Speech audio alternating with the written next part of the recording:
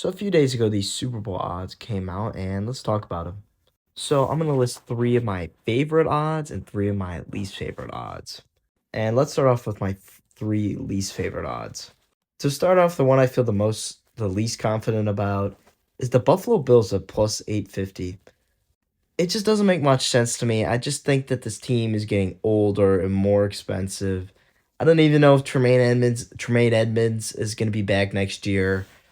I know Josh Allen's good, but Leslie Frazier wasn't amazingly good as a play caller in the playoffs.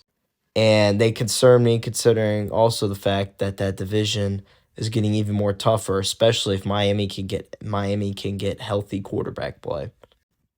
The next team that I don't feel so confident about is Dallas plus 1500. And it's only for one reason. Maybe two.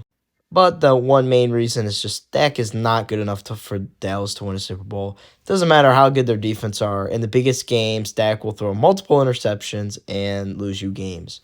And the reason why I wouldn't pick him is because they lost Kellen Moore, and I thought he's a pretty good OC.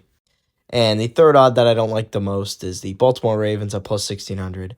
And it's just that we don't know if Lamar's coming back. If he comes back, the odds aren't bad, but if he doesn't come back, then those odds are terrible. Now let's get to the three teams that I actually really, really like. The first one, Jacksonville, plus 2,500.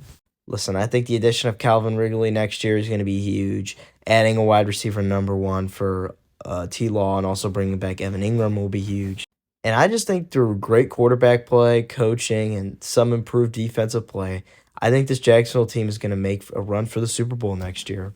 The second odd that I like the most is the San Francisco 49ers plus 900. Listen, this team is still talented, and they're arguably next season going to be getting their actual quarterback number one playing, that being Trey Lance. And the third odd that I like the most is the Browns at plus 3,500.